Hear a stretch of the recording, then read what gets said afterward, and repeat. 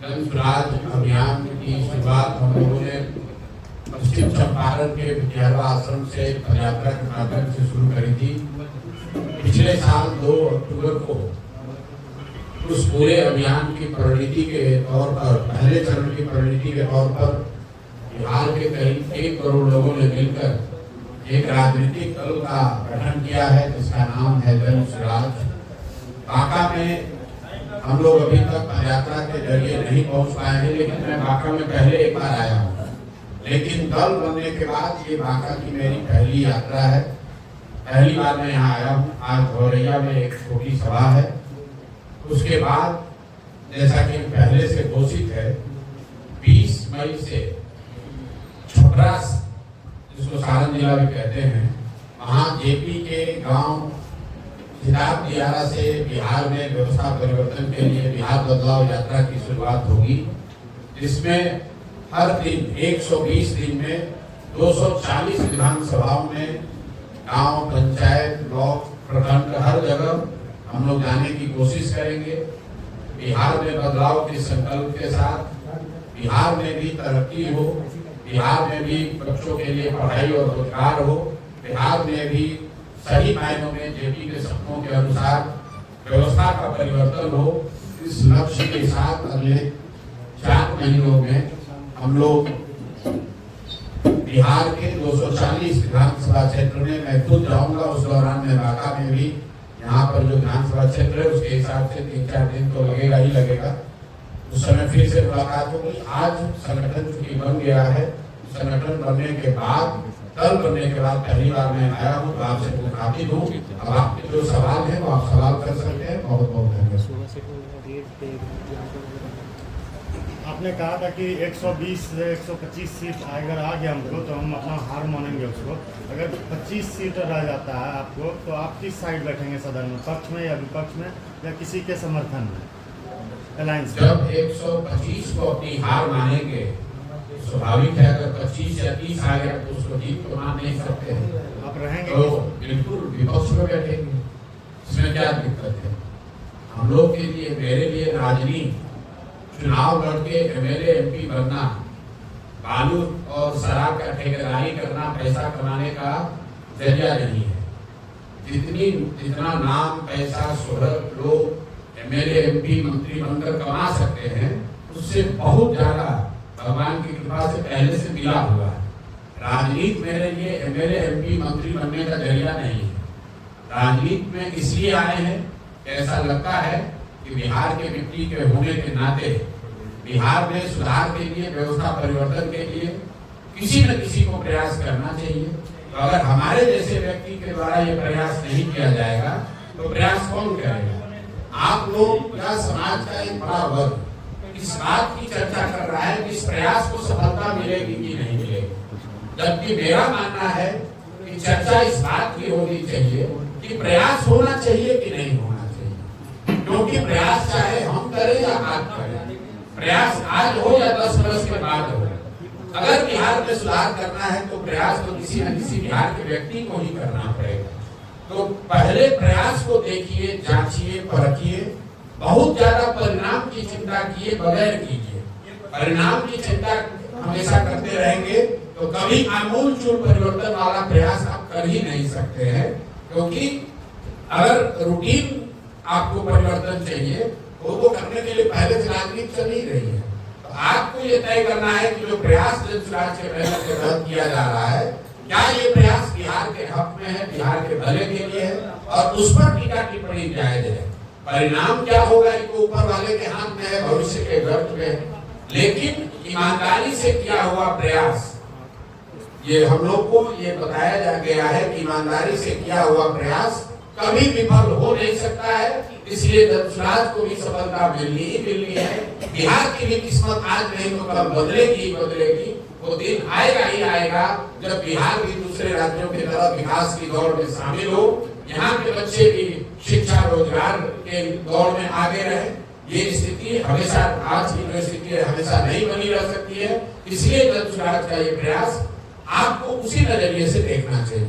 में आतंकवादी हमला हुआ, उसमें हिंदू मुसलमान की बात हो रही है, लेकिन ये बात नहीं हो रही है कि जिम्मेवारी किसकी है? आप इस पे क्या कहना चाहेंगे? देखिए, भाजपा ने एक बात पिछले 8-10 वर्ष में बड़े मैं कहूँगा बखूबी किया है कि कोई भी ऐसी घटना होती है तो सरकार डिफेंसिव नहीं है। कोई दूसरी सरकार होती, कोई दूसरा प्रधानमंत्री होता तो विपक्ष उस पर सवाल करता कि भाई आपकी गलती से इतनी बड़ी घटना हो गई। यहाँ पर विपक्ष ही डरा हुआ है कि कहीं गलती से कुछ पूछ न रहे कि बस पूरा समाज पोलराइज कर दे। भाई घटना हुई है, बिल्कुल निंदनीय है। और पिछले 3-4-5 सालों में जो एक धीरे धीरे समाज में विश्वास बनना शुरू हुआ था कि कश्मीर में स्थिति सुधर रही है या इस तरह की आतंकवादी घटनाओं को जड़ से खत्म कर दिया गया है, इस तरह की घटनाएं नहीं हो सकती है। 2 दिन पहले हुई विभत्स घटना ने इसको फिर से बताया है कि आतंक और आतंकवादियों की जड़ें जो हैं वो गहरी हैं और वो लड़ाई अभी खत्म नहीं हुई है। और सिर्फ राजनीतिक भाषणबाजी और नारेबाजी से ऊपर उठकर इस पर और काम करने की जरूरत है। ये 2 दिन के पहले की घटना ने बताया है। बात किसी जाति, धर्म, पक्ष विपक्ष का नहीं है। देश का हर व्यक्ति, चाहे वो किसी जाति का हो, किसी धर्म का हो, किसी दल का हो, किसी विचारधारा का हो, वो इस तरह की घटना की निंदा करेगा ही करेगा। आतंक फैलाने वाले लोगों की ना कोई जात है, ना धर्म है, ना वो हिंदू है, ना मुसलमान है। आज से 15-20 साल पहले पंजाब में जो खालिस्तान की गतिविधि चल रही थी, खालिस्तान आंदोलन चल रहा था, तो हमने आप में से कई लोगों ने देखा सुना होगा कि बसों से हिंदुओं को उतार कर मारा जाता। वहां पर तो मारने वाले मुसलमान नहीं थे। तो चाहे मारने वाला सिख हो, हिंदू हो, मुसलमान हो, अगर कोई हिंसा करता है, नेता पर गोली चलाता है तो वो अपराध है, जघन्य अपराध है, उसकी निंदा होनी चाहिए। ऐसा कुकृत्य करने वालों को हर संभव, हर तरह से कड़े से कड़ा सजा का प्रावधान करना चाहिए। मोदी जी का बिहार दौरा है, क्या कहेंगे? मोदी जी का बिहार दौरा है तो ये कहेंगे कि मोदी जी विकास के लिए बिहार में क्या कर रहे हैं, नहीं कर रहे हैं, इस पर तो चर्चा हो न हो। मोदी जी से आग्रह ये करेंगे कि कम से कम देश के सबसे गरीब और पिछड़े राज्य बिहार में लोगों के पैसा से प्रचार करना बंद कीजिए। आज मोदी जी आ रहे हैं, आपने देखा होगा सरकार ने बाकायदा ऑर्डर जारी किया है कि पंचायती राज से जुड़े हुए जितने पदाधिकारी हैं, जनरल एडमिनिस्ट्रेशन से जुड़े हुए पदाधिकारी सरकारी खर्चे पर, मतलब आपके हमारे पैसे से पूरे बिहार से लोगों को इकट्ठा करके मधुबनी ले जा रहे हैं। अब आप बताइए कि आप प्रधानमंत्री हैं, भाजपा देश की सबसे धनी पार्टी है, अगर आपको लोगों से संवाद करना है तो गरीब बिहार के लोगों के पैसे से क्यों प्रचार कर रहे हैं? दूसरी बात, आज मोदी जी आ रहे हैं तो आपके माध्यम से मेरा एक ही सवाल होगा कि मोदी जी 2015 में आरा की सभा में उन्होंने घोषणा की थी कि बिहार के लिए वो 1,25,000 करोड़ का पैकेज दे रहे हैं। तो 2015 से अभी हम लोग 2025 में 10 वर्ष हो गया। मोदी जी को ये बताना चाहिए कि वो 1,25,000 करोड़ रुपया उन्होंने भेजा कि नहीं भेजा, क्योंकि यहाँ राज्य में मोदी जी की और नीतीश कुमार की सरकार है, केंद्र में भी एनडीए की सरकार है। तो 2 ही बात हो सकती है, या तो मोदी जी ने पैसा भेजा नहीं, या फिर पैसा भेजा जिसको यहाँ पर जदयू और भाजपा की सरकार ने लूट लिया। क्योंकि जमीन पर तो हम लोग को कहीं 1,25,000 करोड़ की योजना दिख नहीं रही है, उस पैकेज का असर नहीं दिख रहा है। तो भाई 2 ही संभावना है, या तो मोदी जी को हमको पैसा दिए नहीं, या फिर उन्होंने पैसा दिया और उनके साथी दलों के नेताओं ने, जिसको लोग डबल इंजन कहते हैं, जदयू भाजपा के सरकार के मंत्रियों ने, नेताओं ने उस पैसे को लूट लिया। तीसरी तो कोई संभावना हो नहीं सकती है। तो कोई आगे की बात करे, आगे घोषणा करे, इससे पहले मोदी जी को इस बात को, भाजपा के उनके साथियों को ये स्पष्ट करना चाहिए। और आप लोगों से भी आग्रह करूंगा, मोदी जी तो आपसे मिले हैं नहीं, प्रधानमंत्री हैं, लेकिन कम से कम जदयू और भाजपा के जो नेता मिले उनसे ये सवाल जरूर पूछिएगा कि सर वो 1,25,000 करोड़ आया नहीं कि आया और उसको आप लोगों ने सब मिलकर अधिकारियों के साथ लूट लिया, हुआ क्या, ये तो बताओ। व्यवस्था परिवर्तन की बात की जाती है, सरकार आई तो पहले कौन सी व्यवस्था का परिवर्तन किया जाएगा? सबसे पहली जो व्यवस्था का परिवर्तन किया जाएगा वो साल भर में यहाँ पर पलायन को रोकने का हर संभव प्रयास किया जाएगा। पलायन पलायन को रोक दिया जाएगा। तो पहली घोषणा है कि नाली गली जब बने तब बने, स्कूल अस्पताल जब सुधरेगा तब सुधरेगा, लेकिन साल भर के अंदर यहाँ से युवाओं का पलायन बिल्कुल रोक दिया जाएगा। इसका मतलब ये नहीं है कि हर युवा को रोजगार नौकरी मिल जाएगी, लेकिन कम से कम 10 से 12-15 हजार रुपए के रोजी रोजगार मजदूरी के लिए किसी को बाहर न जाना पड़े, इसके लिए व्यवस्था बनाई जाएगी। इसका पूरा ब्लूप्रिंट भी हमने जारी किया है, इसको कैसे किया जाएगा। इसको करने के लिए हर साल बिहार के बैंकों के द्वारा जो 2-2.5 लाख करोड़ रुपया बिहार के लोगों का दूसरे राज्यों में भेजा जा रहा है, उसको रोका जाएगा। जब पूंजी का पलायन रुकेगा तो बुद्धि का पलायन रुकेगा। जिस दिन बिहार में पूंजी और बुद्धि का पलायन रुका, उस दिन श्रम का पलायन अपने आप रुक जाएगा। तो पहली प्राथमिकता है बिहार में पलायन को रोकना। दूसरी प्राथमिकता यह है कि 15 साल से कम उम्र के हर बच्चे के लिए कम से कम बढ़िया पढ़ाई की व्यवस्था हो, और इसका भी ब्लूप्रिंट जो हमने बताया है, सरकारी विद्यालयों को ओवरनाइट ठीक नहीं किया जा सकता है। कम से कम 4 से 5 वर्ष लगेंगे। अगले 10 वर्ष में 5 लाख करोड़ रुपया अगर खर्च किया जाएगा, तब जाकर बिहार में विश्व स्तरीय प्राथमिक और माध्यमिक विद्यालयों की स्थापना की जा सकती है।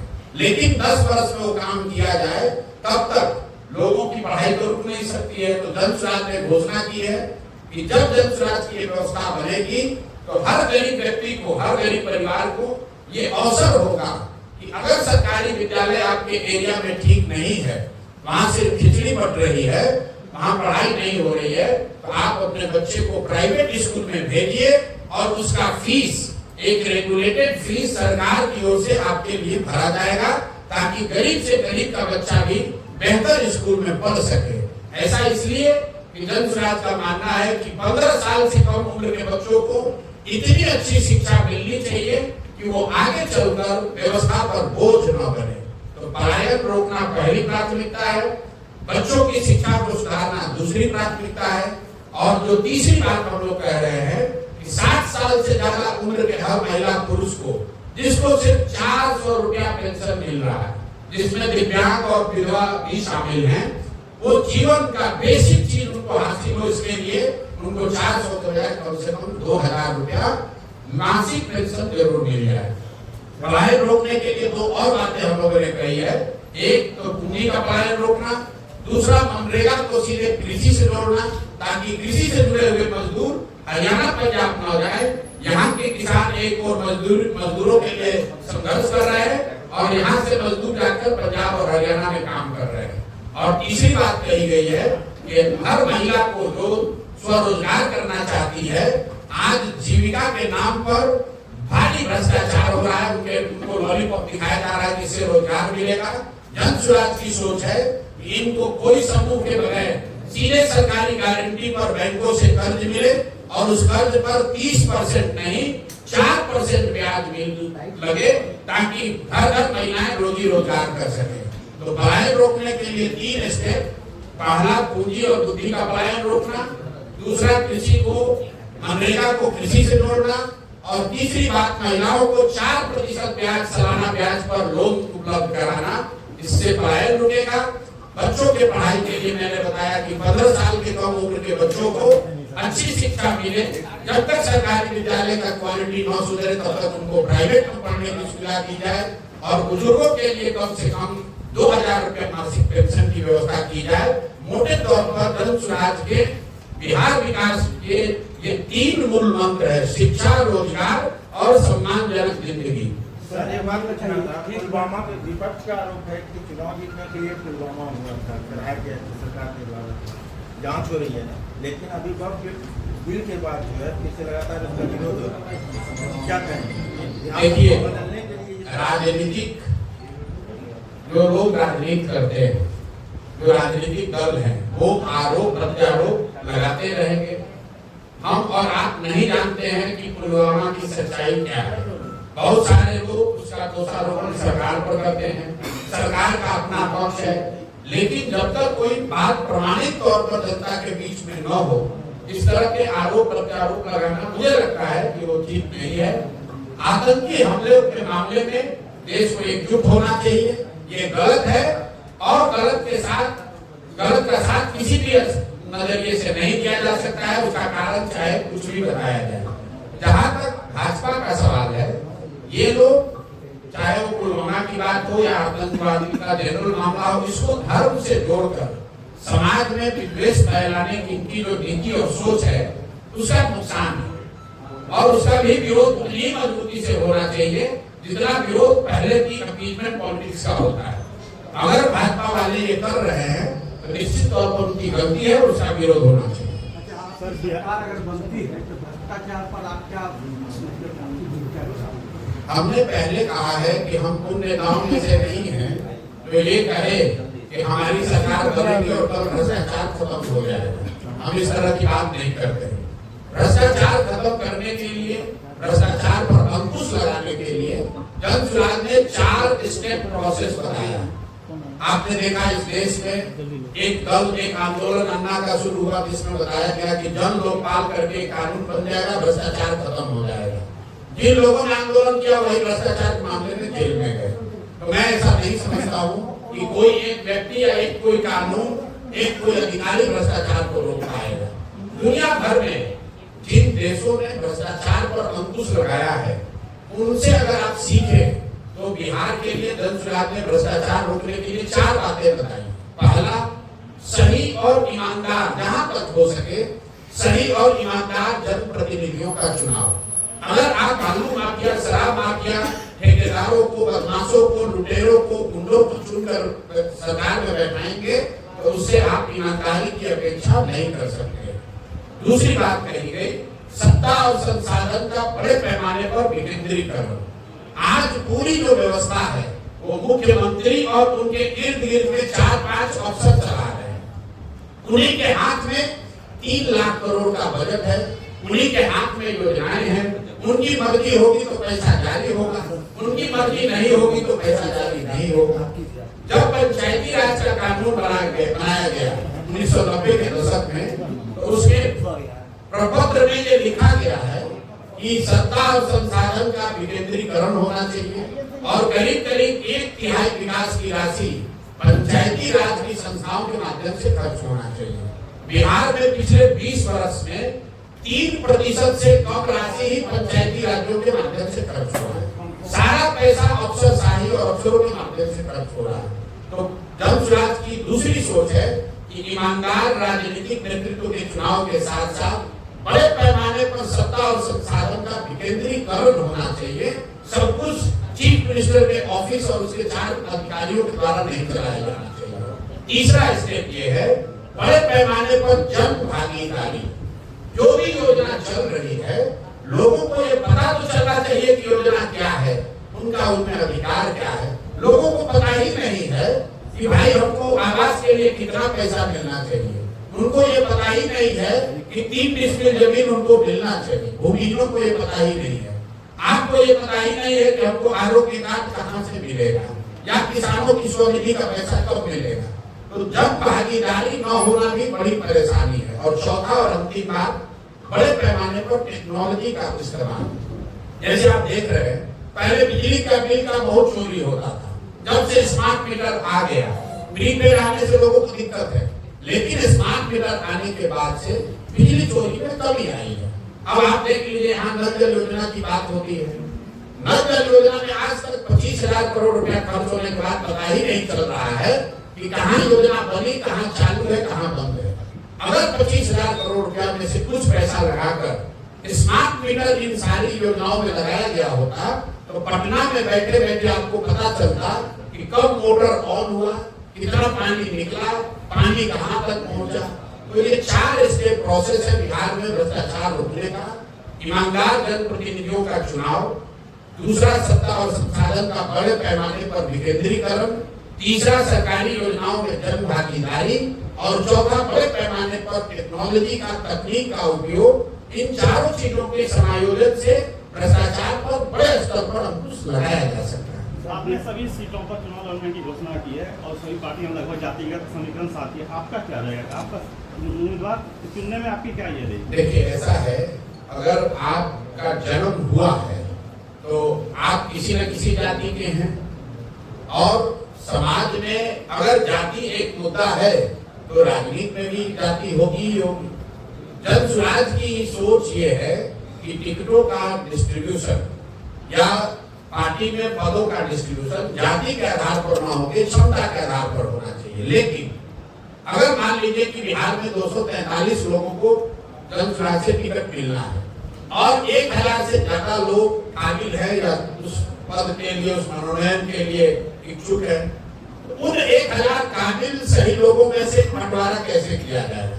उसके लिए कहा गया कि जिस जाति की जितनी संख्या है उस जाति के उतने काबिल लोगों को लाकर टिकट दिया जाएगा।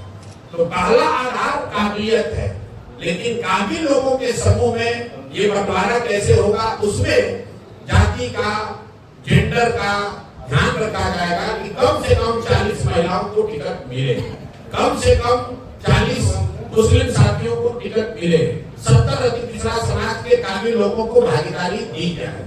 जाति आधार नहीं है, आधार काबिलियत है, लेकिन काबिल लोगों के समूह में से अगर बंटवारा करना है तो कुछ न कुछ तो उसका ऑब्जेक्टिव आधार होना चाहिए, इसलिए उसको रखा जाए। सर, बिहार की राजनीतिक जमीन पे जो मौजूदा पार्टियों द्वारा जातिगत समीकरण साधा गया है, उसको आप अपने मैनिफेस्टो के तीर से कैसे मतलब जकड़ियों को तोड़ेंगे? और दूसरी बात कि नीतीश कुमार के पास ब्रह्मास्त्र है जीविका दीदियों का, उसका सामना आप कैसे अपने मैनिफेस्टो से कर पाएंगे? भाई, हम तो जहाँ 2 साल पैदल चले, हमको तो कोई जीविका दीदी बहुत खुश नजर नहीं आई।